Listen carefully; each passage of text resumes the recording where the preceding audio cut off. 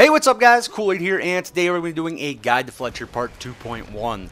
In my last video I covered Augments and Loadouts, but since then Fletcher has been changed.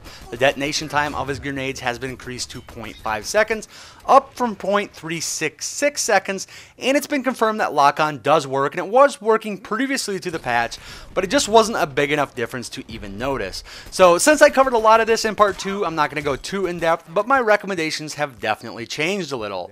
Basically, now I'm running primarily with the BL32 standard operative instead of the BL33 standard operative.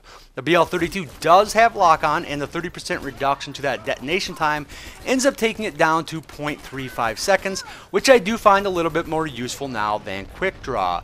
That 0.35 seconds is basically what your detonation time was previous to the patch.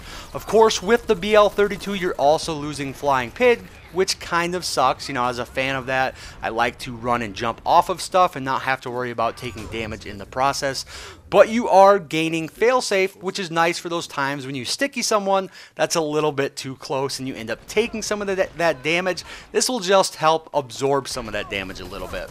Now, the third augment on here is Springy, which I usually don't find all that useful, but I have heard some people say that they really like it, so I'm going to try to see if I can make a little bit more use of it. I just don't find myself often needing to jump off of three things in a single jump.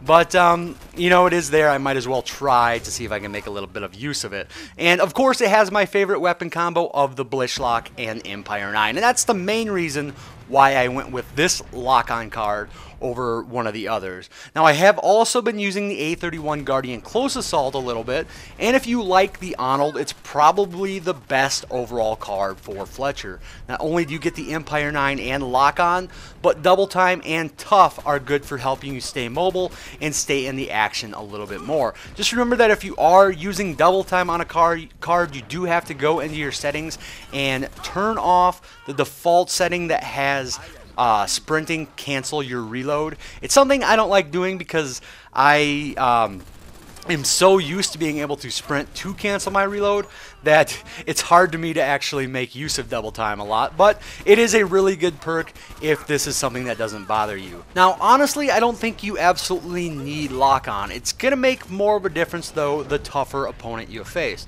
Say you land a sticky and detonate as soon as you can. If someone is shooting you, the difference between 0.5 seconds and 0.366 seconds can actually mean you take a couple of extra bullets, especially the better the accuracy the person is that's shooting you. It's also going to make a difference on opponents that you don't stick as well, simply by giving them a little bit of extra time to run away from the blast radius. Overall, I don't think it's that big a deal, though. I think that it's just a little bit better now than Quick Draw. That's why I've switched up cards. But in the grand scheme of things, if you find a card that you really like for some reason that doesn't have lock-on, I don't think you're going to be at too big of a disadvantage. So anyways, guys, I just wanted to make this little video clearing up my thoughts on the patch before I moved on to Part 3. So as always, guys, thanks for watching, and I'll talk to y'all later.